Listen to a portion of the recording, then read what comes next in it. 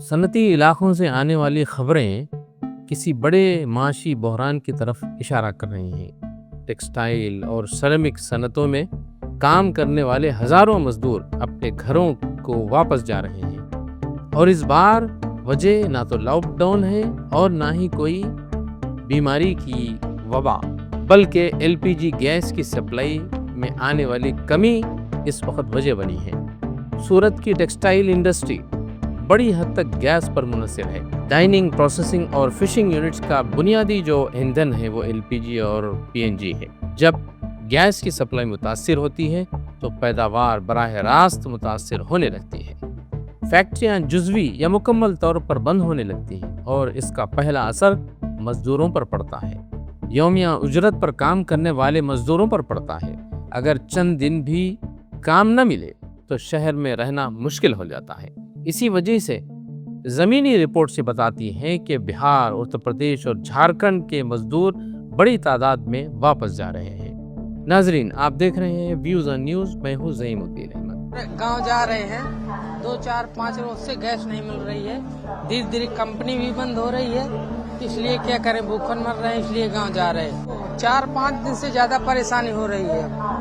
500 روپے لیٹر مل رہا ہے اور پیسے بھی نہیں ہیں، اس لیے گاؤں جا رہے ہیں۔ اکاؤنٹ بھی بند ہو گیا، سمے سے پیسے بھی نہیں ہیں۔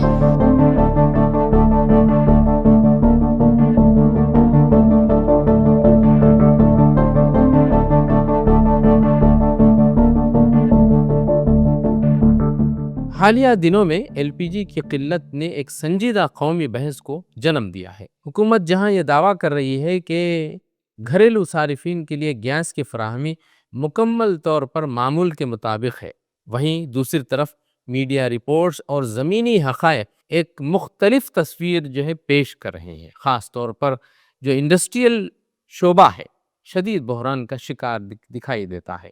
یہ صورتحال محض عارضی خلل نہیں ہے، بلکہ ایک بڑے ساختی مسئلے کی علامت ہے، جس کے پس منظر میں عالمی سیاست، توانائی پر انحصار اور داخلی پالیسیوں کی کمزوریاں شامل ہیں۔ حالیہ ایل پی جی بحران کی بنیادی وجہ مغربی ایشیا میں جاری جنگی صورتحال ہے، جس کے نتیجے میں آبنائے ہرمز یعنی اسٹریٹ آف ہرمز سے گیس کی سپلائی شدید طور پر متاثر ہوئی ہے۔ دی گارڈین کی رپورٹس کے مطابق ہندوستان اپنی ایل پی جی کی تقریباً 60% ضروریات امپورٹ کرتا ہے۔ ان میں سے 90% جو سپلائی ہے وہ اسی آبنائے ہرمز یعنی اسٹریٹ آف ہرمز کے راستے سے آتی ہے۔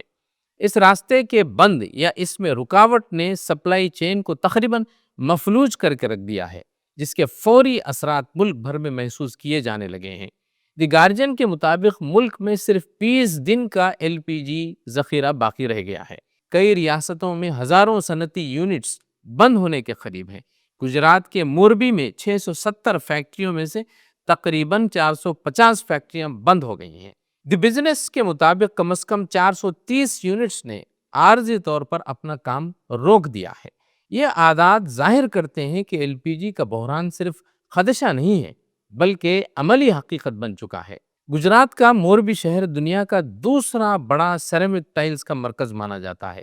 یہ صنعت مکمل طور پر ایل پی جی یا پروپین گیس پر منحصر ہے۔ دی انڈین ایکسپریس کے مطابق گیس کی قلت کے باعث بھٹیاں بند ہو گئی ہیں، ہزاروں مزدوروں کو عارضی طور پر گھر بھیج دیا گیا ہے اور پیداوار مکمل طور پر روک دی گئی ہے۔ سورت جو ہندوستان کی ٹیکسٹائل راجدھانی کہلاتی ہے، وہاں بھی صورتحال بہت سنگین ہے۔ اس انڈسٹری سے تقریباً 15 لاکھ مزدور وابستہ ہیں۔ ای ٹی انرجی ورلڈ کے مطابق گیس نہ ملنے کے باعث فیکٹریاں جزوی طور پر بند کر دی گئی ہیں۔ 5 تا 6 لاکھ مزدور واپس اپنے گھروں کو لوٹ چکے ہیں۔ یہ صورتحال نہ صرف سورت بلکہ تریپور ٹیکسٹائل کی بھی ہے۔ ایل پی جی کی قلت کی وجہ سے یونٹس بند ہونے کے خطرات پیدا ہو گئے ہیں۔ ٹیکسٹائل سیکٹر بھی واضح طور پر ایل پی جی بحران کا شکار ہے۔ دوسری طرف ہوٹل اور کیٹرنگ سیکٹر میں بھی شدید بحران پیدا ہو گیا ہے۔ کئی ہوٹلز بند کر دی گئی ہیں۔ گجرات کی جویلری انڈسٹری بھی اس بحران سے شدید متاثر نظر آتی ہے۔ حکومت کا کہنا ہے کہ گھریلو صارفین کے لیے گیس کی فراہمی معمول کے مطابق جاری ہے۔ قلت صرف کمرشل سیکٹر میں واقع ہوئی ہے۔ غنیمت حکومت نے یہ تو مانا کہ کہیں تو قلت ہے، ورنہ یہ بھی نہ مانتی اور انکار کر دیتی تو کیا کر سکتے تھے۔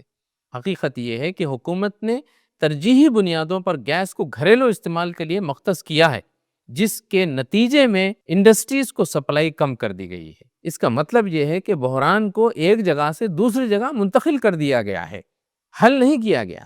یہ ایک اہم سوال یہ پیدا ہوتا ہے کہ کیا حکومت نے بحران کے پیش نظر کوئی پیشگی تیاری کی تھی؟ حقیقت یہ ہے کہ ہندوستان توانائی کے لیے امپورٹ پر حد سے زیادہ انحصار کرتا ہے۔ اس کے متبادل ذرائع جیسے سی این جی، الیکٹرک، کوئلے کی منصوبہ بندی کمزور ہے، اور ساتھ ہی ذخیرہ یعنی اسٹریٹجک ریزرو محدود ہے، جس کے نتیجے میں جیسے ہی عالمی سپلائی متاثر ہوئی پورا نظام ہلکے رہ گیا۔ ناظرین، اس کے سماجی و معاشی اثرات کیا ہیں اس پر بھی نظر ڈالتے ہیں۔ یہ بحران صرف صنعت تک محدود نہیں ہے، بلکہ اس بحران سے مزدور طبقہ بڑے پیمانے پر بے روزگاری کا شکار ہو گیا ہے۔ مہنگائی میں اضافہ، خاص طور پر تعمیراتی سامان بہت مہنگے ہونے لگے ہیں۔ دیگر سامان جو امپورٹ ہو کر ہمارے ملک میں آتے ہیں اس کی بھی قلت پیدا ہو گئی ہے، اور چھوٹے کاروبار تباہی کے دہانے پر پہنچ گئے ہیں۔ یہ صورتحال ہندوستانی معیشت کے لیے ایک وارننگ سائن ہے۔ ان سارے حقائق کی روشنی میں چند باتیں واضح: ایل پی جی کی قلت ایک حقیقت ہے اور سنگین بحران ہے۔ گجرات کی سیرامک اور ٹیکسٹائل انڈسٹری واقعی متاثر ہو رہی ہے۔ حکومت کا دعویٰ جزوی طور پر تو درست ہے، گھریلو سطح پر سپلائی برقرار ہے، مگر صنعت کو قربان کر دیا گیا ہے۔ یہ بحران ہندوستان کی توانائی پالیسی کی کمزوری کو بے نقاب کرتا ہے۔